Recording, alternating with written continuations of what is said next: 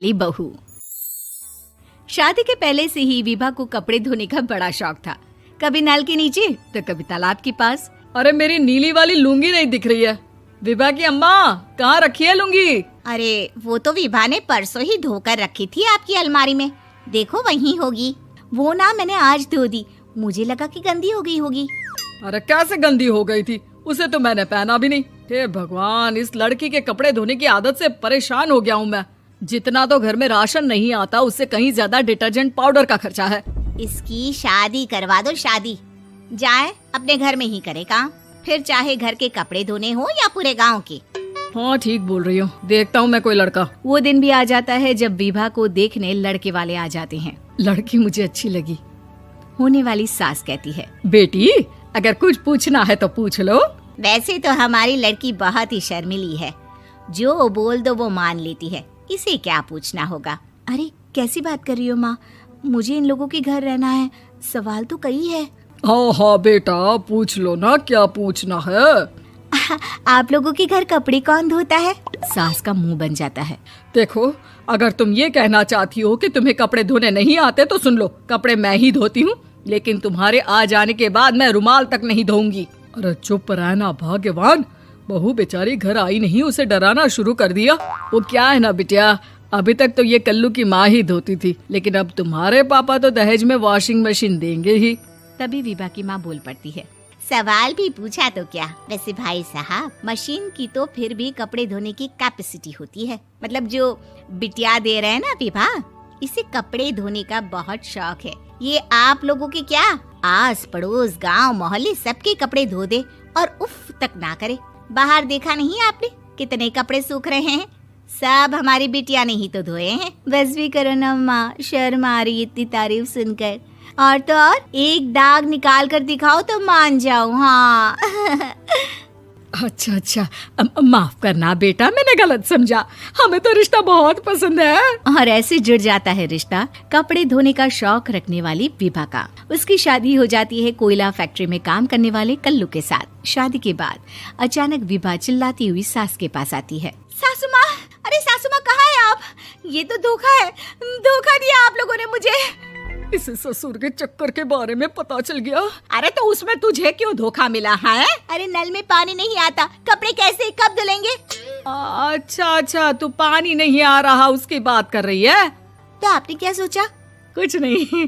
अच्छा हाँ, तेरी माँ ने कहा था कि कपड़े धोने का शौक है तुझे, याद आया मुझे। शौक शौक बोलकर कपड़े धोने वाले मेरे जुनून को कम ना आके सासू माँ, कपड़ा धोना मेरा गुरूर है।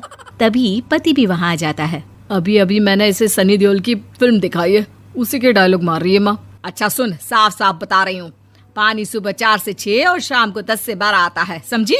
विभा टाइमिंग सुनकर हैरान हो जाती है। ये क्या भूतों का मोहल्ला है? सुबह 4 बजे उठकर कौन कपड़े धोता है? 4 बजे टंकी में पानी जाता है, फिर सारा दिन धोना ना, किसने मना किया? अरे कैसी बात कर रही हैं? 200 लीटर की टंकी में कितने कपड़े धो लूंगी मैं, सुबह ही उठ जाऊंगी मैं। अब क्या था, विभा सुबह 4 से लेकर रात के 12 बजे तक कपड़े ही धोती रहती। एक रोज सास पड़ोस से निकलकर कहीं जा रही होती है कि साथ वाली कहती है, हाँ कल्लू की माँ, जरा ये बताओ कि 2 साड़ी है, 2 ब्लाउज और एक पेटीकोट और एक नाड़े वाला लंबा कच्छा। हाँ तो? अरे तो क्या, कितना लोगी धुलाई ये बताओ। धोबन दिख रहे हैं हम क्या? हमारे पति सरकारी नौकरी से अभी अभी रिटायर हुए हैं और बेटा सुपरवाइजर है कोयला फैक्ट्री में। धोबन समझ रखा है हमें। हाय रे कल्लू की अम्मा, माफ कर दो, वो तो मोहल्ले में यही सब बता रहे थे कि तुमने बहू को कपड़ा धुलवाने के काम में लगा दिया है। सास को पड़ोसन की बात सुनकर गुस्सा आ जाता है। वो घर पहुंचती है जहां घर के बाहर ही इतने सारे कपड़े सूख रहे होते हैं जितने कि किसी धोबन के घर पर। अरे ओ कल्लू की दुल्हन, बाहर निकल। माँ जी यहीं आ जाओ, बाथरूम में चादर धो रहे हैं हम। अरे अभी हम धोते हैं, तुमको बाहर निकलो। ये आस पड़ोस वाले बोल रहे हैं कि हम बहू से कपड़े धुलवा कर उसे कपड़ा धोने वाली बना दिए हैं। अरे छोड़ो ना माँ जी, किन लोगों की बातों में आती हो? आस पास के लोगों का तो काम ही होता है कि वो किसी तरह सास बहू को लड़ा दे। बहू सारे घर के कपड़े धोती है, ये क्या कम है? बोलिए। सास को भी लग जाता है कि वो बहू का ये सनकीपन नहीं छुड़वा सकती, इससे अच्छा है कि खुद ही चुप हो जाए।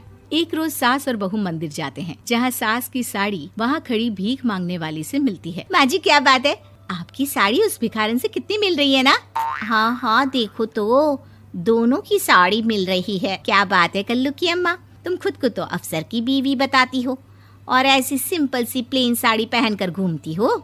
सिंपल और प्लेन नहीं है ये साड़ी। तो क्या सोने के धागे से फूल बने हैं? कुछ भी सासू माँ, कुछ भी।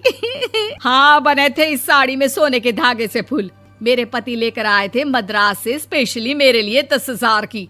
ताहे भाई साहब इस भिखारन के लिए भी सेम टू सेम साड़ी लेकर आए होंगे 10,000 की।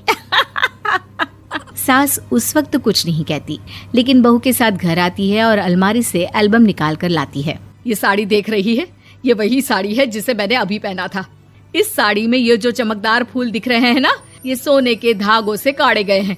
लेकिन तू लोकल वॉशिंग मशीन ब्रश से घिस घिस कर सारे फूलों को निकाल कर साड़ी प्लेन कर दी। मुझे माफ कर दीजिए सासू माँ। और तो और, जब मैंने तुझे तेरी गलती के लिए कुछ नहीं कहा, लेकिन तूने तो सबके सामने मेरा मजाक ही बना दिया। क्यों? बहू को समझ में आ जाता है कि अब से उसका कपड़े धोना बंद।